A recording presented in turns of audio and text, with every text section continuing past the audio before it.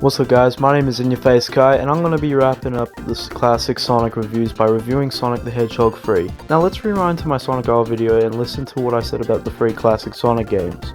See, you would think the Sega Genesis Sonic games, like the first one or my personal favorite, the second one, or even the fan favorite Sonic 3 would be my first Sonic game I've ever played. Well, context right now, before I played Sonic Origins, Sonic the Hedgehog 2 was my favorite out of the bunch. However, I never really got to play the third game for some reason. I don't know if it didn't include it, or I just skipped it because of no interest. Sonic 3 I played on the Origins version, and don't worry, I played some of the classic mode, and I can proudly say that Sonic the Hedgehog 3 is my favorite Sonic game ever, unless I get my hands on the other titles. This one I had the most time on because, well, being the longest in the trilogy, and also this was my first time actually giving a shit about collecting Chaos Emeralds, and unlocking the iconic Super Sonic power. One of my favorite gaming achievements of all time, right next to 100%ing Crash Bandicoot 2 and getting Jak 2 on PS4 Platinum, which was the saddest day of my life actually. Sega really did everything right with Sonic 3 and that's why I love everything about the game. The levels, the special stages, boss levels, great platforming, and of course amazing soundtrack. Now there is one thing to actually mention, Sonic the Hedgehog 3 isn't the only game I'll be reviewing. You see, Sega has made a bunch of levels for the game, but due to time and budget issues, they had to make Sonic the Hedgehog 3 short and basically release another half of the game the next couple of months. The game would be Sonic and Knuckles. Sonic and Knuckles is what was meant to be fully on the game, but Sega did this thing where they had a bulky cartridge for Sonic and Knuckles. This lets you put it on top of your Genesis and you can play Sonic 3 inside the cartridge. And bam, fucking magical. You have the full game of Sonic the Hedgehog 3 and Knuckles. This is the right and true way to play Sonic 3. 2 games together with a longer experience and just a great time. Honestly, I think Sonic Origins is worth it for modern day Sonic fans who actually don't play the classic Sonic games. Now let's get on to the game. Now straight away there is definitely a new change to the Sonic games. The save option, which allows you to save your progress. I don't understand why the other games didn't have it, but glad Origins does this autosave option. And man, must have been a game changer for Sonic fans back then. Start the game and you get a little play cutscene. You are introduced to a new character, Knuckles the Echidna. Honestly, Knuckles looks just like an echidna more than Sonic looks like a hedgehog. Knuckles is a real prick in this game, just bullies you every time you meet up with him, but whenever you meet him sometimes he'll fuck himself over, and I'm sorry, I really don't like how Sega treats Knuckles. Knuckles is such a badass character and is probably my favorite in the whole series. But after Sonic 3, they make him like a dumbass. They make him a joke from shitty spin-off games like Knuckles Chaotix, and oh my god, Sonic Boom is shit, but really? I don't mind him on the new Sonic movies, but yeah, Sega really butchers Knuckles. Now the level design is so peak classic Sonic. I said that I really liked Sonic 2's platforming, but I really love Sonic 3's platforming. The stages are bloody huge and are very nice to look at. The way this one robot dropped bombs and made a massive bushfire was very cool. I love how deep Sega really did on the gameplay, and fuck, even if it was half a masterpiece. There are new power-ups. Fire Shield can let you block enemy flame attacks and you can also walk on lava. Water Shields is a lifesaver for underwater levels. This shield lets you breathe underwater without any worries of drowning and lets you jump higher. There's also this lightning attack which double jump gives you a boost and attacks way easier. It's probably my favorite power-up in the game. The special stages are personally my favorite in the game as well. You move constantly without stopping on a checkerboard looking platform and touch all the blue balls. Yikes. Blue ones you need to touch and you need to do all of them and then you get a Chaos Emerald. Chaos Emeralds, not Time Stones. If you touch the red, you are done and basically need to find more giant rings in hidden places. Yes, the special stages are at its peak with trying to find hidden areas and secret walls to collect the giant rings.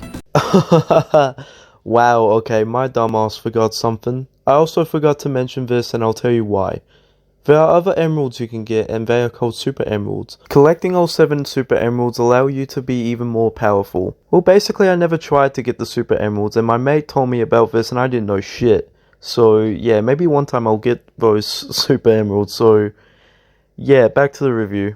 Now, what I'm going to do is now say the zones, but instead of doing one half of Sonic 3 and talk about bosses and talk about Sonic 3 and then do Sonic and Knuckles, I'm gonna combine them all together so it makes the video runtime not too long maybe. Angel Island straight away, my favorite zone in the game. You know, I say Emerald Hill Zone and Palm Tree Panic are one of my favorites. This zone is definitely my favorite beginning zone of all time. I don't know, I find this more iconic than the others.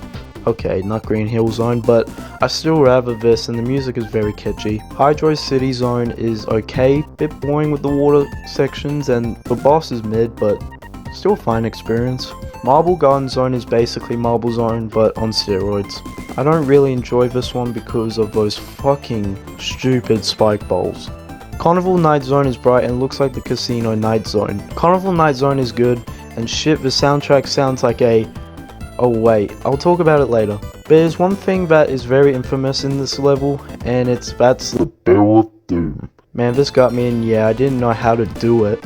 You know, I honestly thought you had to jump multiple times, but nuh-uh. You had to move the arrow buttons up and down and shit. This took me 9 minutes! Ice Cap Zone has a good fun snowboarding part. That's it. Launch Base Zone is cool, the final zone of Sonic 3, and the boss was kinda sorry as shit, but still okay.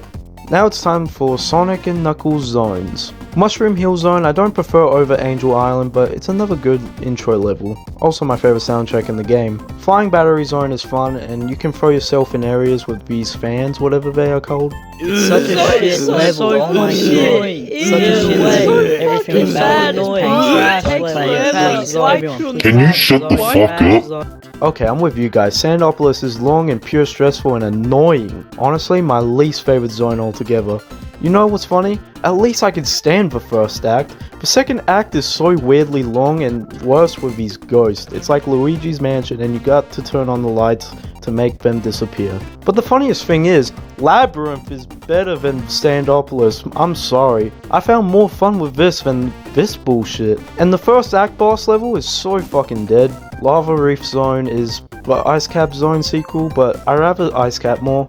Hidden Palace is not a zone, but it is pretty cool since you can fight Knuckles and he finds out he's a dickhead. Sky Sanctuary is only good because of the Mecha Sonic fight, where Mecha Sonic actually takes some old moves from Eggman's book. Death Egg Zone, it's so long! Honestly, this was the zone that got me stressed out the most next to Sandopolis. The boss fight gives no rings too, which was bull. But now we get to the final boss fight with Eggman. And man, this shit is 100% better than Sonic 2 final boss. You defeat him by destroying his big ass giant robot. You have to jump on his 3 robot fingers from both hands and then get to come close for you to bounce on his giant nose to open his mouth just to jump on the giant emerald. But once you're done, holy shit, there's a second boss which you can play if you got all the Chaos Emeralds. And this has to be the most satisfying boss fight ever, since this boss is for Super Sonic.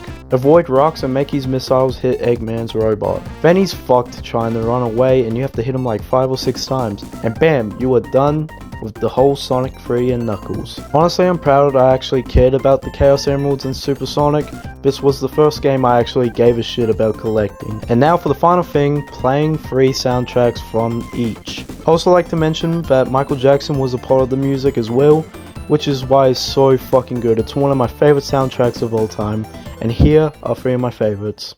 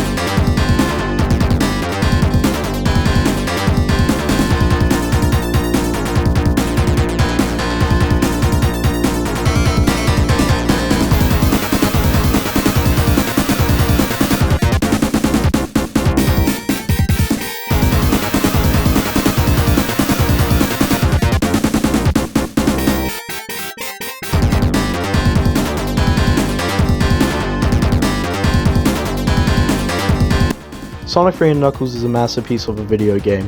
I may not be the biggest Sonic nerd or fanboy when it comes to that, but I really love these video games and thank God I gave them a chance. Sonic 1 is my least favorite, but I don't dislike it. Sonic 2 just didn't edge my love for Sonic 3 in my opinion, but still was a great game and had a blast with it.